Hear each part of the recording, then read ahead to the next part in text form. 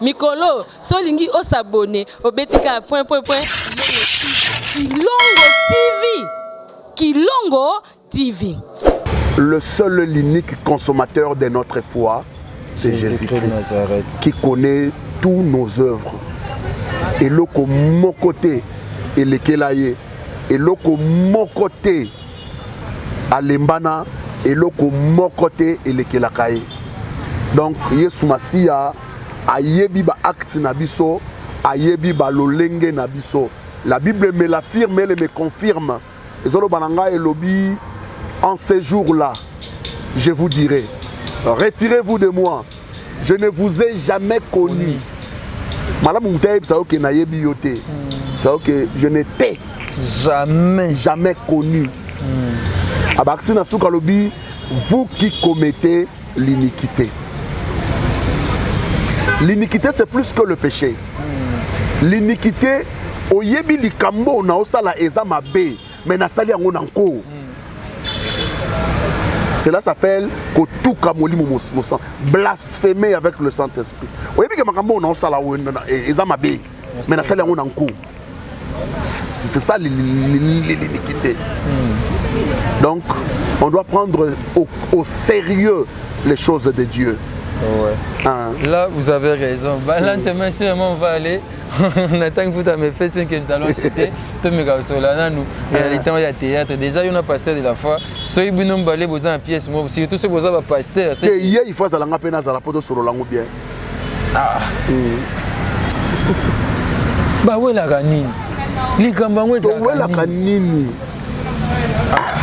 Colossal Sanga. C'est pas normal. Pour que ma maman soit bien. Et voilà. Mais tout le monde peut trop dans le film à belle vie. Plus aux la famille Bota. En fait, je suis membre de Belle Vie TV. Ok. Sinon, je suis un artiste.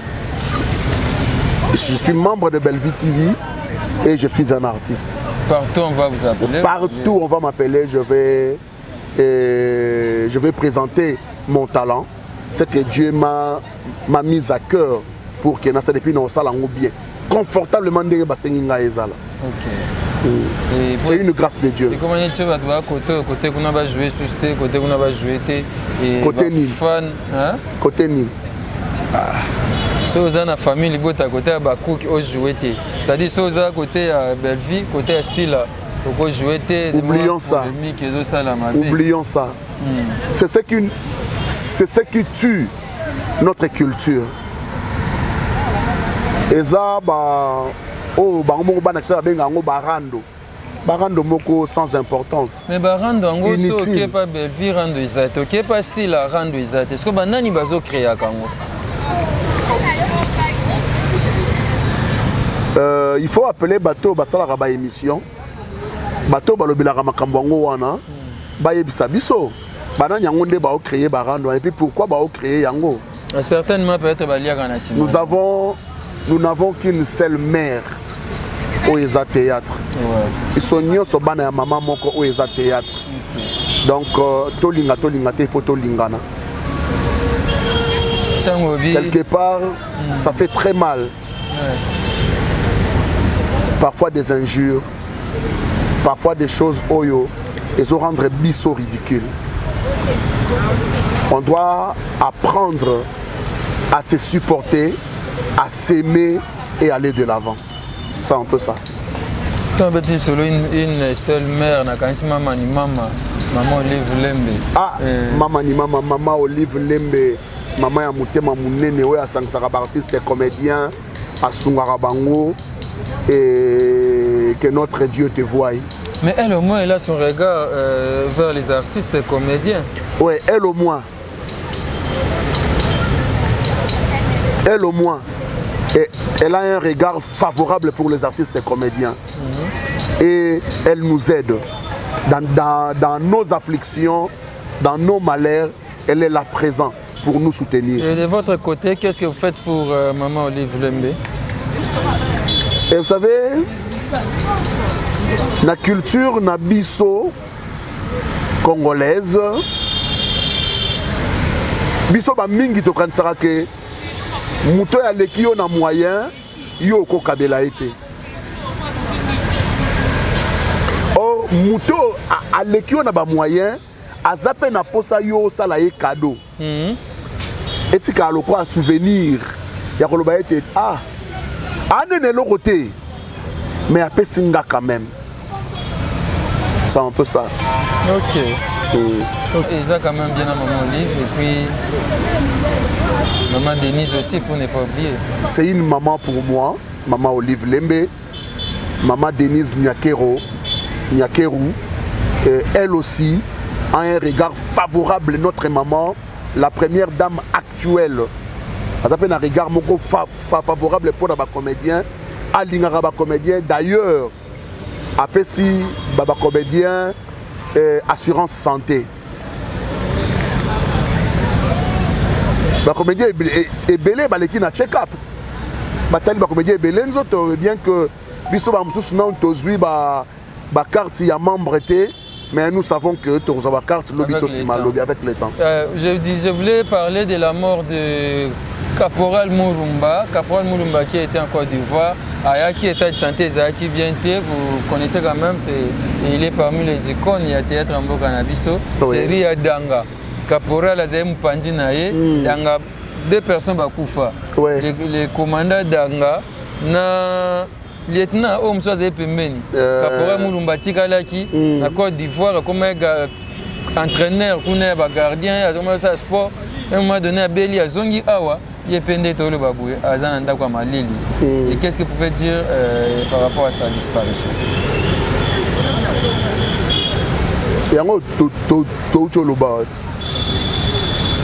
Les comédiens peuvent se prendre en charge. Il y a beaucoup d'idées en tête, mais nous ne sommes pas encore arrivés là où on devait être. Et ce qui divise les comédiens, on peut se rassembler comme un seul homme et demander l'avis favorable et l'Assemblée nationale pour les comédiens. Donc ça la motion.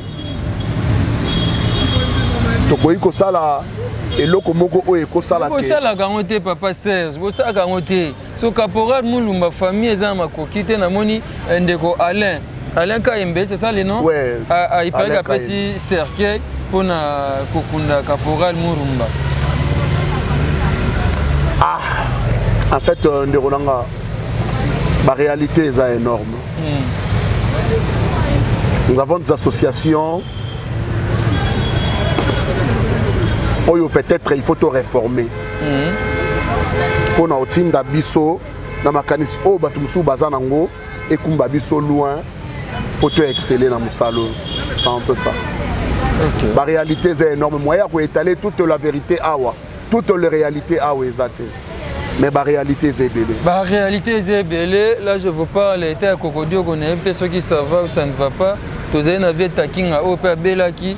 Je pense qu'il y a à se rétablir au monde qui est Zambazo Sunga. Tout le monde de l'Anzamba Sunga. Comédien pour que Bana peut avoir courage et aussi à théâtre ango. Les programmes, les activités à Pasteur Patron. Pasteur Patron, quand on a fait bien la chose et les noms collent sur la peau, tout ça là qui Pasteur Patron très bien, comme Boana et la Tabiso dans d'autres domaines, mais nous ne sommes pas patrons. Tout ça va débrouillard, tout bunda bunda. Patron na art. Bon, na art. Ça c'est le baillage patron artiste et comédien. Ça n'engage que lui. Oui. Ça n'engage que lui. Vous êtes aussi patron na art. Nous sommes patron par rapport à art. Programme bientôt là. Peut-être structure Papa Serge et Banda. Très bientôt. Structure Papa Serge. Il y a télé, il y a l'activité. Structure Papa Serge. Structure Papa Serge. Voilà. Merci beaucoup Papa Serge. Je ne sais pas. Merci maman Miline Zembamote, Matus Pepele Ambetolo. Merci beaucoup à Nathan Kifuta, Fiston Bastien de FB International, agence à Solo. Merci à vous. Merci à Angèle Boïka. Otema Junior Boyika, merci à vous. Merci à Papa Kosi Mazebo. Et quelques salutations, il y en a? Oui, ça ne peut manquer. Moi, je salue l'homme de Dieu, le pasteur Jean-Paul Maretta, l'homme de la foi, l'évangéliste international. Je salue le pasteur de la foi et le pasteur de la foi, l'évangéliste international, mon ami ennemi sur scène.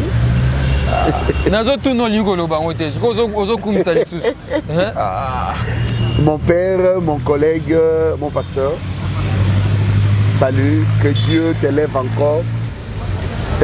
Salutations à ma très chère épouse, Maman Solange Mwembo, hein? Maman Solange Ngouma Mwembo, et à tous mes enfants.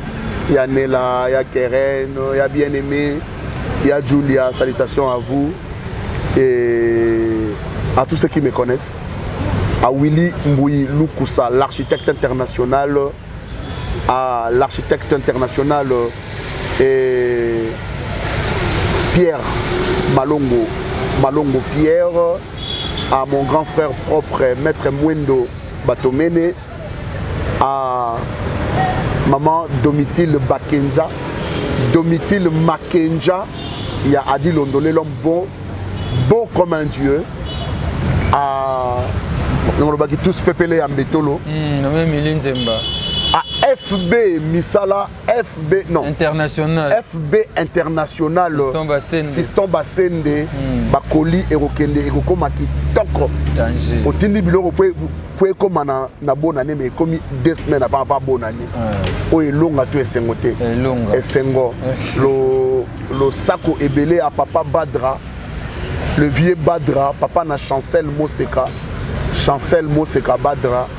Vieux Badra, salut et puis salutations à... Le business a ses idées, FB International Agence a ses abonnés. Le fret Europe, RDC, a retrouvé son identité. Pour l'envoi de vos colis, bagages, véhicules et autres, courrier express à destination Kinshasa RDC, une seule agence, FB International. FB Business et pas Fiston Basende, à Bizoko Tozane. Maringa 72. Maringa 72, c'est là où j'explique. Alors, Maringa 72, FB International. Na Kasavubu, il y a qui na Kasavubu. Ça va sauter na Kasavubu na Maringa wana. La sécurité de vos bagages sont assurées en un voyage rapide et à bon port, quelle que soit la quantité. Du déposage jusqu'à l'entreposage, FB International assure comme jamais. Alors jamais. Nous organisons des frettes aériennes et maritimes. Awana FB International Business. Biloko et Komaka, Peto Zouaka. Peto Zouaka. Pour plus de contacts, International, FB International, FB International, FB International, FB International, Balobi Kunande Masolo Yakati, Mosusu, oh Lela, mais FB International, Yangoni Masolo. le business a ses idées, FB International Agence a ses abonnés. Le fret Europe, RDC, a retrouvé son identité. Pour l'envoi de vos colis, bagages, véhicules et autres, courrier express à destination Kinshasa RDC, une seule agence, FB International. FB Business et pas Fiston Basende, à Bizoko Tozane.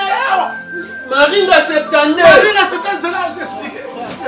Alors, Maringa 72, FB International. Na Kasavubu, il y a qui na Kasavubu. Ça va sauter na Kasavubu na Maringa wana. La sécurité de vos bagages sont assurées en un voyage rapide et à bon port, quelle que soit la quantité. Du déposage jusqu'à l'entreposage, FB International assure comme jamais. Alors jamais. Nous organisons des frettes aériennes et maritimes. Awana FB International Business. Biloko et Komaka, Peto Zouaka. Pour plus de contacts, International. Agence Assis. FB International. Souka.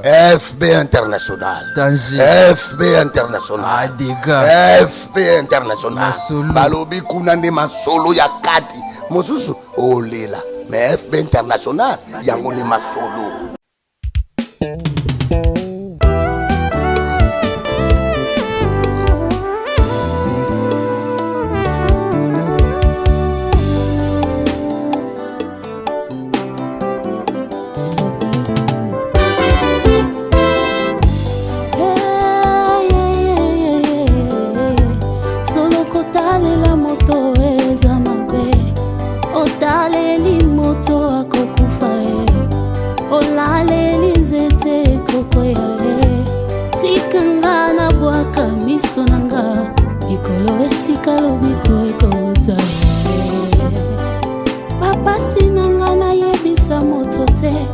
Atana bampiaka na kota bonganga te mipepe mbonge na simba kaka konzima ayebi lisungi ya moto eza nde vanite ata eumeli nazozela tunanga mpona yebi epai na Yesu nde lobiko nanga ye ezali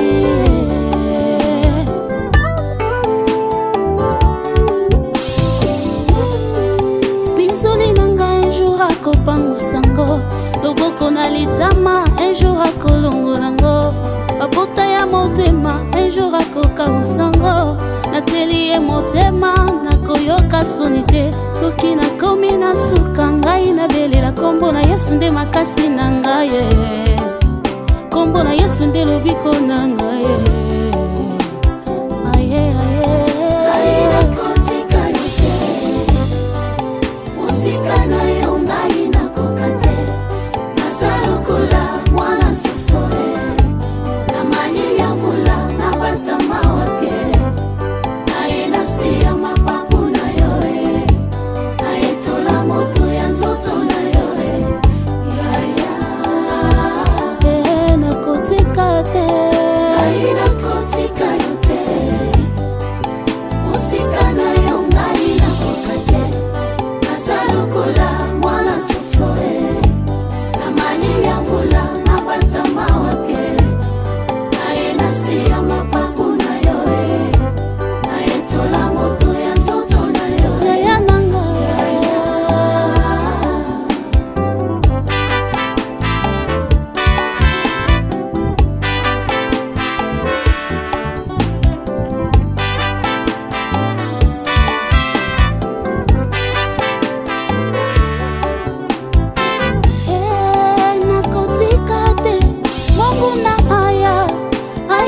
kabulanga na Yesu lena kolinga te moto moko aya kopekisanga na sali ya Yesu esengo nanga eza na Yesu makasi nanga eza na ye hilikia nanga eza na ye sekure nanga ye oh assurance nanga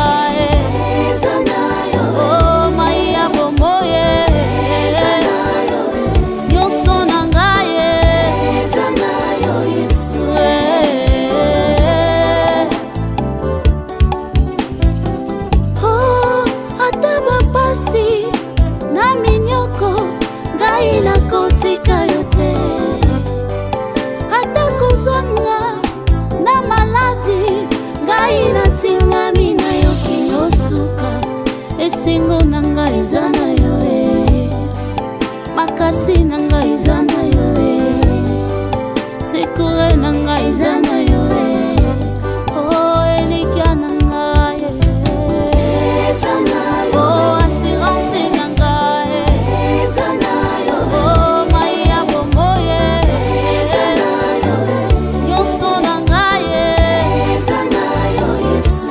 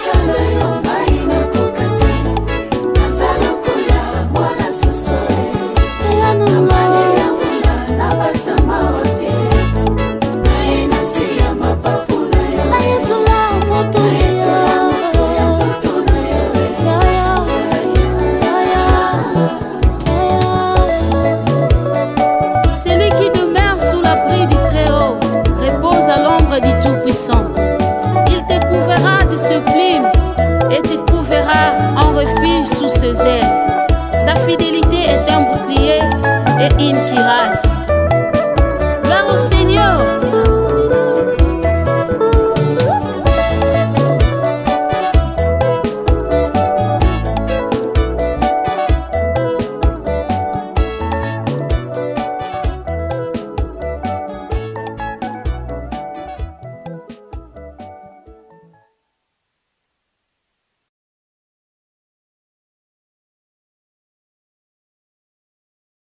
Mikolo, solingi o s'abonner au Betika Kilongo TV. Kilongo TV.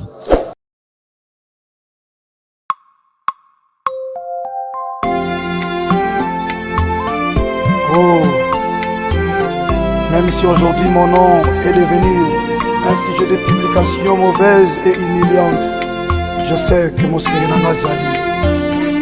Narobangelo côté. Alléluia. Oh, le Seigneur, il est là. Mosungi nanga zali ngana kobangelo kote atamiso nanga ezomona te maboko ezosimba te. Alléluia. Elikia nanga na motema natana Yesu bilaka na ye ekopola te ekoleka te suka ekokisama. O maloba ya suka ekouta na Yesu isungi na nga ya suka ekouta na ye atandele akusala atandele akusala mosantu elikezali Yesu Masiya Nazareti. Oh, soki apesi na baoyo basingi ete amimonisi na baoyo baluki ete ayanoli baoyo baeleli ete ongongai mwanane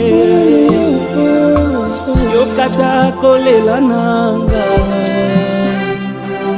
ausa kota mitema Jésus de Nazareth yanola mituna nanga papa na ngai o ngai nakomi na suka yawe Eli Eli laba sabatani bona nini otikinga Eli Eli laba sabatani kotikanga ite.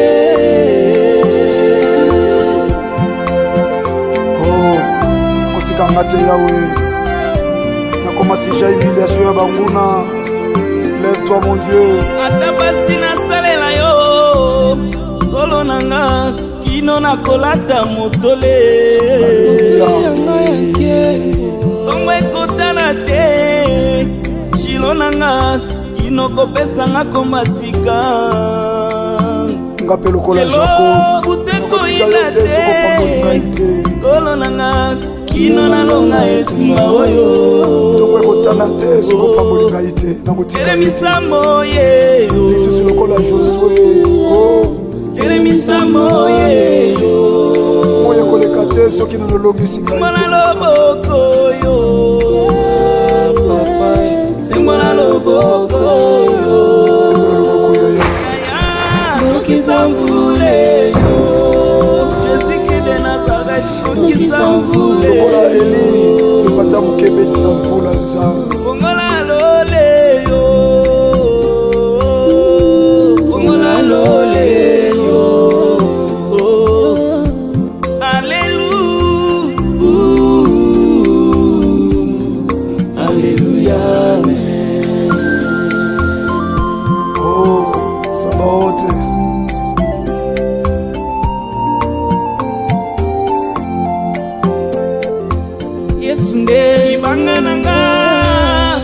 batama kona monake mwa Nzambe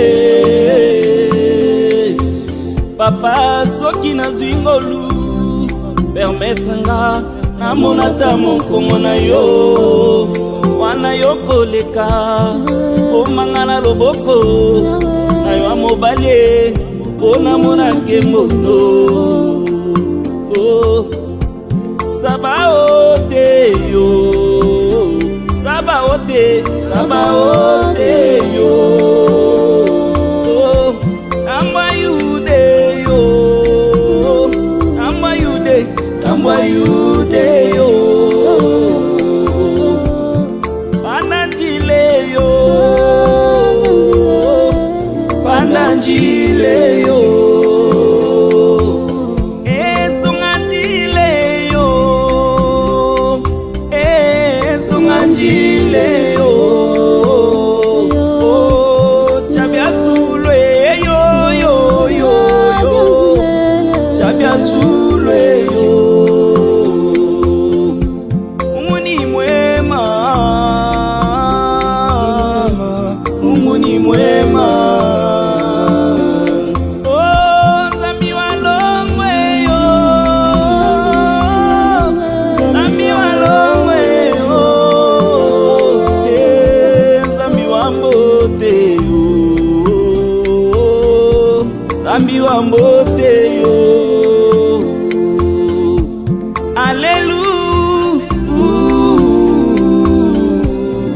Alléluia, amen. Alléluia, amen.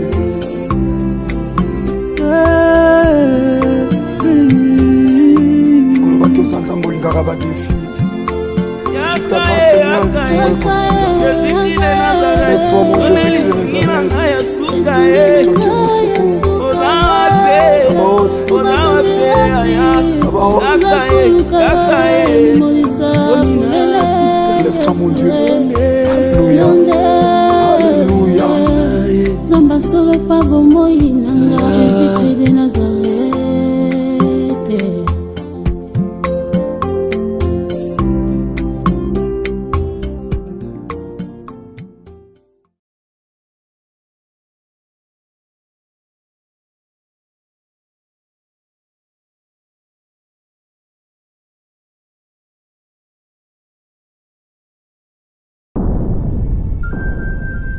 Le business a ses idées, FB International Agence a ses abonnés. Le fret Europe, RDC a retrouvé son identité. Pour l'envoi de vos colis, bagages, véhicules et autres, courrier express à destination Kinshasa RDC, une seule agence, FB International. FB Business et pas Fisto Bassene, à Bizo Kotozane. Maringa 72. Maringa 72, j'explique. Alors, Maringa 72, FB International. Nakasavubu, elle dit que c'est Nakasavubu. La sécurité de vos bagages sont assurées en un voyage rapide et à bon port, quelle que soit la quantité. Du déposage jusqu'à l'entreposage, FB International assure comme jamais. Alors jamais. Nous organisons des frettes aériennes et maritimes. Awana FB International Business. Biloko et Komaka, Pedro Zouaka. Pedro Zouaka. Pour plus de contacts, International. FB International. Souka. FB International. Danger. FB International. Dégâts. FB International. Masolo. Balobi kunande masolo ya kati. Mosusu olela. Mais FB International yango ni masolo. Mikolo, solingi o s'abonner au betika Kilongo TV. Kilongo TV.